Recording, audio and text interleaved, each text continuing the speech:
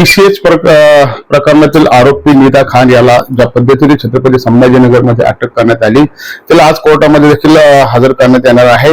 मात्र छत्रपती संभाजीनगरमध्ये ज्या एमआयएमच्या नगरसेवकाने त्याला आश्रय दिला होता त्याच्या घरावरती आता नोटीस देखील महानगरपालिकेने लावलेली आहे की आता ते 2 ते 3 दिवसामध्ये त्याला मुदत देण्यात आली आहे आणि त्याला ते सिद्ध करावं लागेल की हे घर लिगल आहे इलिगल आहे। त्या पद्धतीने त्या घरावरती बुलडोजर चालणार आहे। याविषयी बोलण्यासाठी माझ्यासोबत छत्रपती संभाजीनगरचे उपमहापौर राजेंद्र जंजाळ आहेत। आपण त्यांच्याशी चर्चा करणार। काय सांगाल भाऊ, ज्या पद्धतीने महानगरपालिकेने त्याच्या घरावरती आता नोटीस लावलेली आहे हे घर पाडण्यात येणार आहे ते अवैध होतं, मग महानगरपालिकेला यापूर्वी देखील कळलं नाही का की अवैध आहे कसं आहे? नाही, महानगरपालिकेला कळलं का नाही कळलं याच्यापेक्षा मोठा प्रश्न असा आहे की ज्या प्रकरणामध्ये निदा खान आरोपी होती ते प्रकरण अतिशय गंभीर आहे आणि अशा गुन्हेगाराला आश्रय देण्यासाठी त्या घराचा वापर केला गेलेला आहे।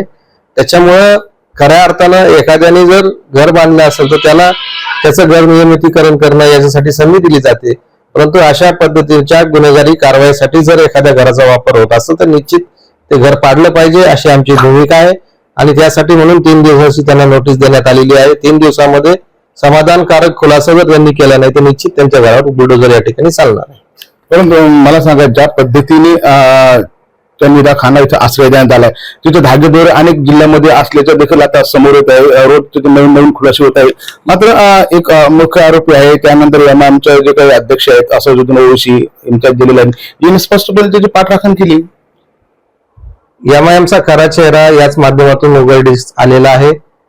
जर एखाद्या महिलेवर जबरदस्तीने धर्मांतरण करणे, षडयंत्र रचणे, त्याचप्रमाणे कामाच्या ठिकाणी महिलांचं लैंगिक शोषण करणे अशा पद्धतीच्या गुन्हेगारांना जर एमआयएमचे नेते या ठिकाणी पाठिंबा देत असतील तर खऱ्या अर्थाने त्यांचा चेहरा समाजासमोर उघड झालेला आहे। बोलताना विकासाच्या गप्पा करायच्या, बोलताना हॉस्पिटल बांधायच्या गप्पा करायच्या, बोलताना शाळा बांधायच्या गप्पा करायच्या आणि आतून अशा पद्धतीने लोकांच्या पाठीमागे उभं राहायचं आणि अशा पद्धतीला थारा द्यायचा।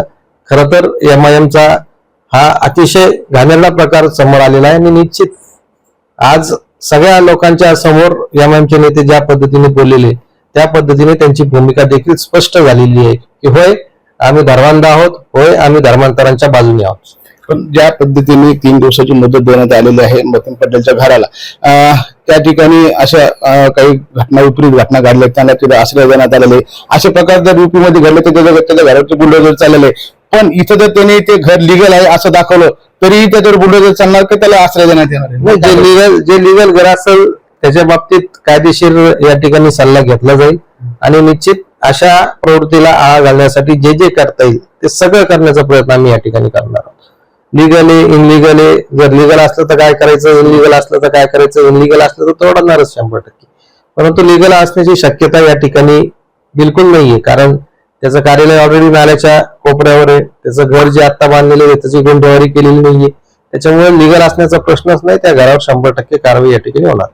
इथून पुढच्या काळामध्ये शिवसेना त्याच्या जिथे शिवसेनेची स्टाईल होती, आक्रमक भूमिका होती, अशा कारवाई थांबण्यासाठी शिवसेना त्यांच्या आक्रमक भूमिकेमध्ये दिसायला मिळेल। मग एमआयएमच्या समोर आक्रमक भूमिका मांडणारा शिवसेनाच आहे। काल पोलीस आयुक्ताकडे जाणारा पहिली शिवसेनाच पक्ष आहे आणि आताच नाही तर अशा घटना ज्या ज्या ठिकाणी घडतात या शहरामध्ये त्या ठिकाणी शिवसेना आपली भूमिका आक्रमकपणे मांडत असते आणि त्याची काय किंमत मोजावी लागेल याची बिलकुल चिंता न करता आम्ही 100% हिंदूच्या पाठीमागे उभं राहतो। जिथे जिथे अन्याय होतो तिथे ते शिवसेना 100% असते। नक्कीच आपण जर पाहिलं तर उपमहापौर राजेंद्र जंजाळ ज्या पद्धतीने मतीन पटेल यांच्या घरावरती जे महानगरपालिकेने नोटीस लावलेली आहे की त्याला ते सिद्ध करावं लागणार की हे घर लिगल आहे इलिगल आहे, मात्र जर लिगल नसणारच आहे कारण की त्या पद्धतीने त्याचे घर अतिक्रमित आहे असं बोललं जाते, त्यावरती बुलडोजर चालणारच। मात्र लिगल असेल तर त्याच्यावरती काय कारवाई करायची किंवा ते काही राय मसुरा घेऊनच त्यावरती कारवाई करण्यात येणार असल्याचे देखील वक्तव्य राजेंद्र जंजाळ यांनी व्यक्त केलं आहे। संजय आहेर, LS मराठी, छत्रपती संभाजीनगर।